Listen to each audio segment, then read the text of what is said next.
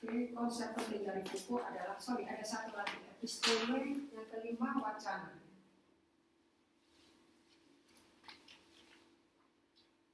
Arkeologi dan genealogi.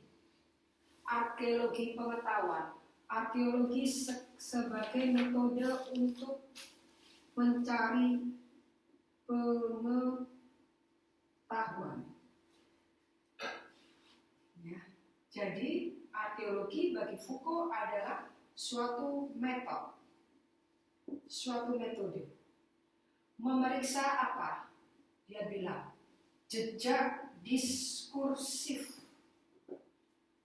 Memeriksa jejak diskursif yang ditinggalkan oleh masa lalu. Jejak diskursif yang ditinggalkan oleh masa lalu untuk memeriksa, ya, untuk memeriksa dan memahami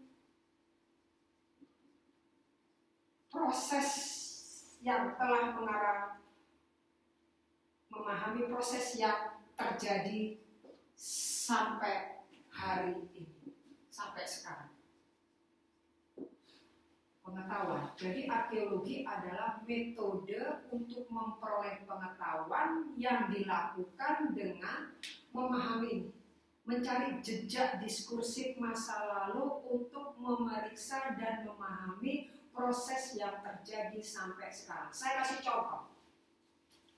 Dulu pada masa Orde Baru, musuh bersama kita adalah PKI. Kata-kata PKI ini tidak bisa diwacanakan sembarangan, tidak bisa diucapkan sekarapnya dewe. Kalau kita terlanjur ngomong PKI, nyumpain orang, oh dasar PKI, ini bisa menjadi urusan dari rejim. Anda bisa ditangkap. Sekarang, setiap orang boleh menggunakan marah dikit PKI, salah dikit malah PKI. Semua PKI sekarang menjadi wacana. Nah, kalau kita menggunakan metode arkeologi versinya Foucault, bagaimana cara menerapkannya?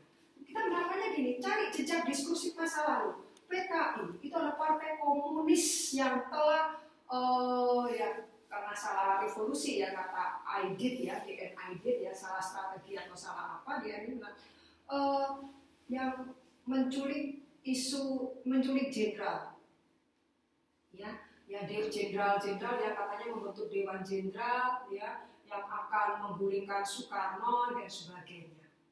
Jadi ya kemudian ini bisa diberantas oleh Soeharto. Dulu kalau kita bilang PKI ini sangat sensitif.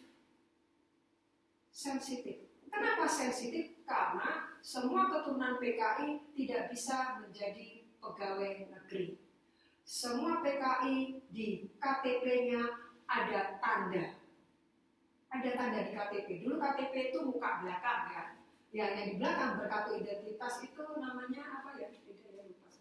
Jadi ada KTP bahwa kita itu adalah ada identitas. Kalau orang tua kita, Pak D kita itu adalah PKI. Ada tanda di KTP itu.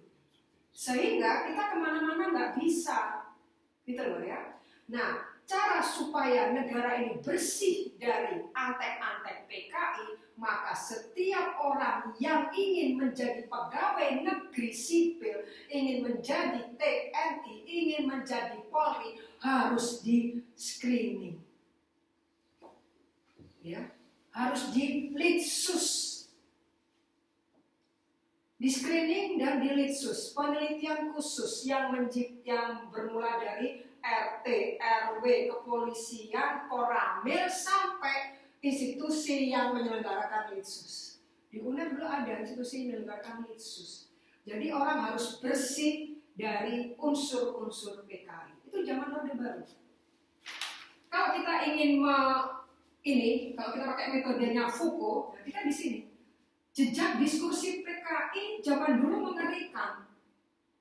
PKI kalau ada PNS yang kesusupan PKI, wah itu berarti kecolongan dalam litsusnya, dalam screeningnya.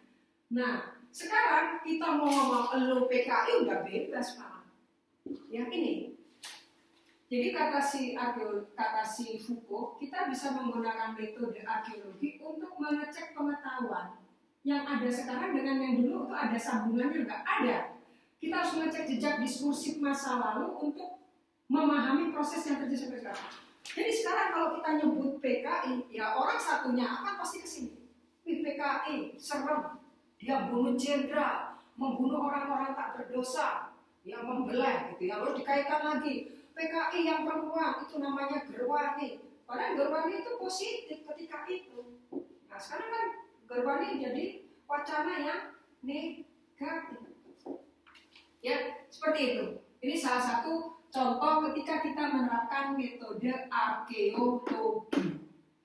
Jadi Anda bisa membuat skripsi untuk melihat ini loh, wacana PKI itu loh, gimana gitu loh. Ya bisa menjadi tema skripsi. Wacana PKI sekarang kok begitu gampang dilontarkan oleh setiap orang. Kalau dulu nggak bisa, kita ketakutan karena PKI pernah melakukan gerakan membunuh para jenderal yang isunya akan merampas kekuasaan Presiden Soekarno. Itu kalau pakai metode arkeologi. Jadi metode arkeologi bagi Foucault katanya ini untuk menunjukkan bagaimana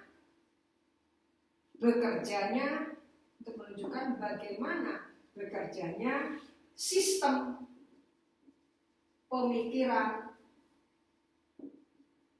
tertentu. Ini yang disebut dengan formasi diskursif. Selain PKI apa lagi? Ini loh sekarang loh. Yang ketua DPRD Pancasila ini loh. Nah ini loh. Pancasilais ya.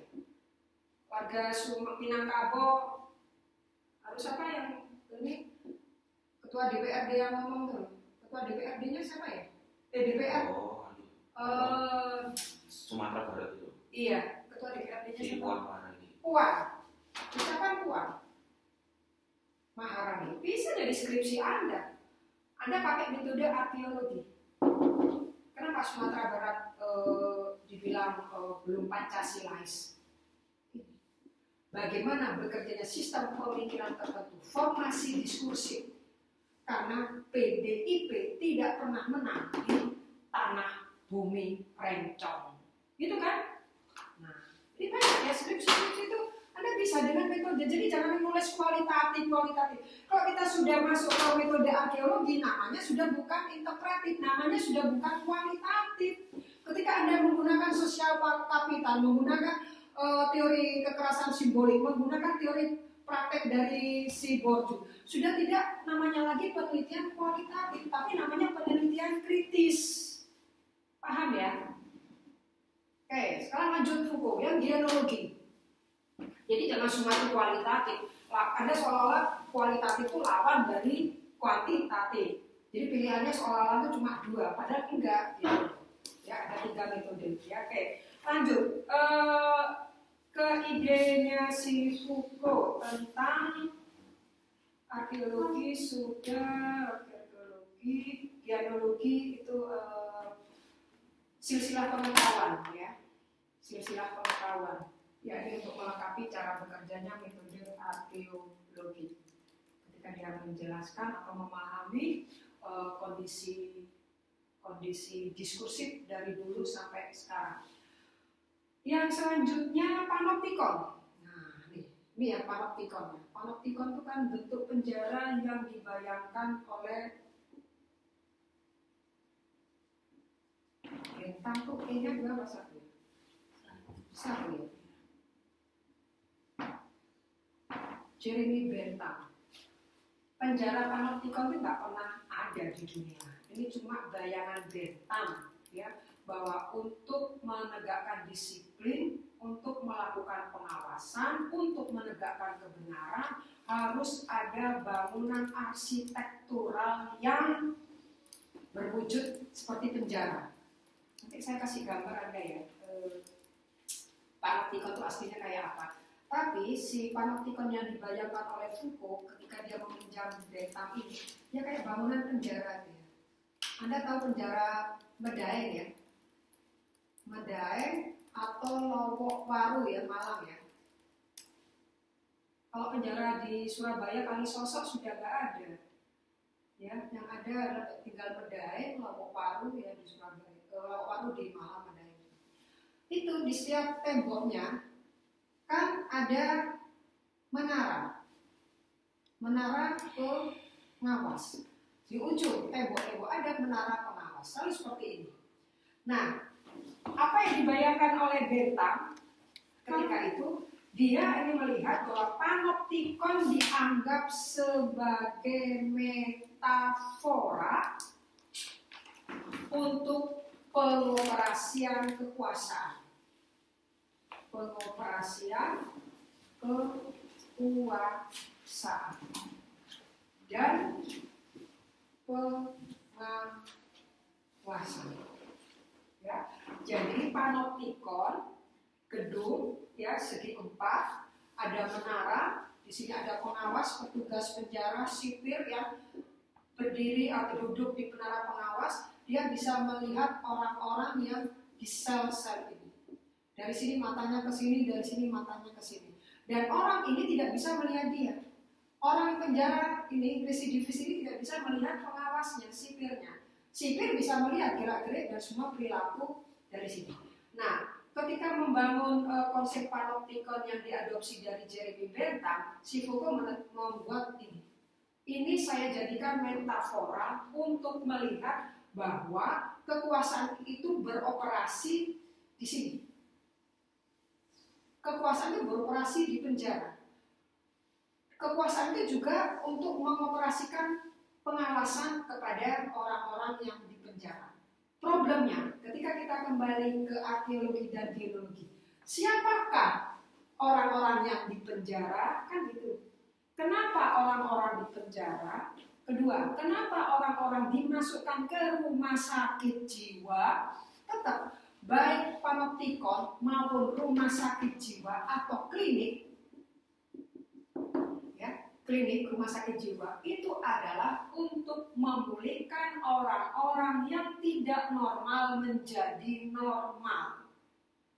Orang-orang yang tidak normal melakukan kejahatan, melakukan perilaku menyimpang harus dipenjara. Orang yang mencuri harus dipenjara. Siapa yang mengadili orang di penjara adalah polisi, adalah jaksa. Ini dalam bahasa Foucault, polisi dan jaksa memiliki kekuasaan dalam struktur politik. Karena dia memiliki kekuasaan dalam struktur politik, maka dia bisa menentukan orang ini bersalah dan tidak bersalah. Kalau yang bersalah, jebloskan ke dalam penjara. Polisi, jaksa.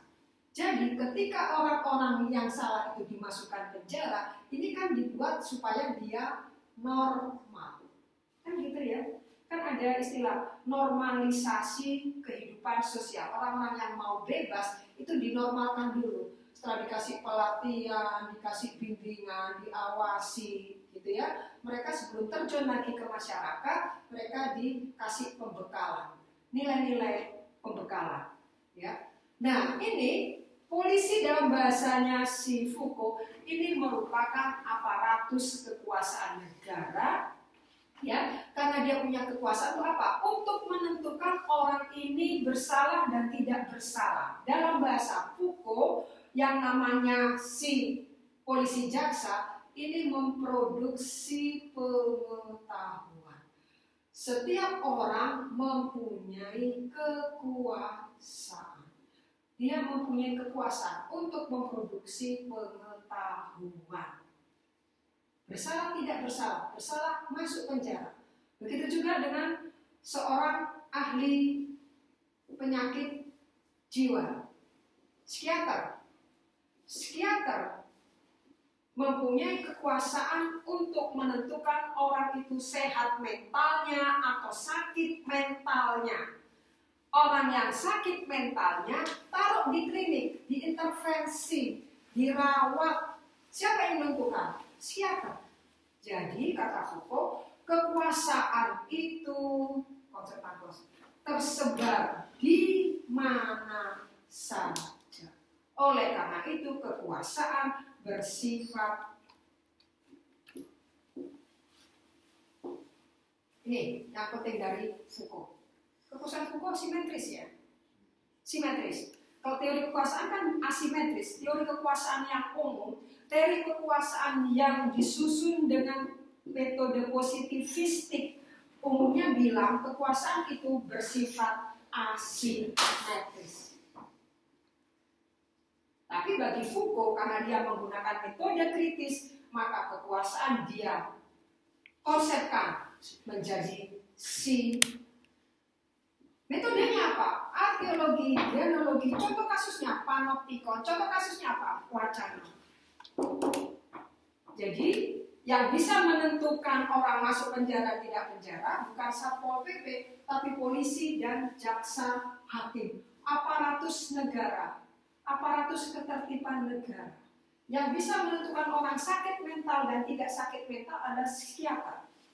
Ya makanya itu sekarang kenapa Anda semua yang mau memperpanjang SIM atau ingin memperoleh surat izin mengemudi harus ada surat keterangan sehat. Surat keterangan sehat bisa dikeluarkan oleh siapa? Hanya orang tertentu yang mempunyai pengetahuan tentang sehat. Siapa? Bukan bidan, bukan mantri. Orang yang mempunyai pengetahuan tentang kesehatan, klaimnya adalah dokter. Sekarang ditambah lagi, sudah bukan surat keterangan sehat, tapi surat keterangan yang psikologi itu namanya surat. Iya, ini psikotes. Psikotes. Sekarang Anda tidak hanya mengantongi surat keterangan sehat, tapi juga ada surat keterangan bahwa jiwa Anda sehat. Siapa yang bisa keluarkan? Bukan ini, tapi ya psikiater, dokter jiwa, dokter yang ngerti jiwa Anda, mental Anda. Kalau Anda mentalnya nggak sehat, suka ngawur-ngawur, nah bahaya kalau mengemudikan sepeda motor atau mengemudikan mobil. Sekarang apa ini Anda? Tujuannya apa?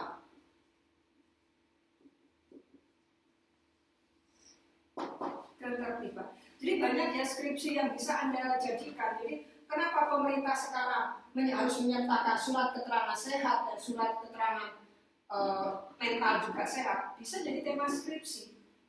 Metodenya jangan bilang kualitatif, tapi metodenya adalah metode kritis, teorinya kritis. Terapkan. Tapi kalau Anda bilang surat keterangan sehat dan surat keterangan dari psikiater, dokter jiwa itu adalah sebagai kekerasan, Anda bisa pakai borju. Ini kekerasan simbolik, ini kan uang. Surat keterangan dokter 50.000. Ya, surat keterangan ini juga 100.000 lah. Ini kan nggak punya uang kan nggak bisa memperpanjang surat izin mengemudinya. Kalau nggak bawa surat izin mengemudi kan ditilang. Bisa pakai ini kekerasan simbolik yang bernaung dalam konteks regulasi. Regulasi untuk menciptakan ketertiban. Paham ya?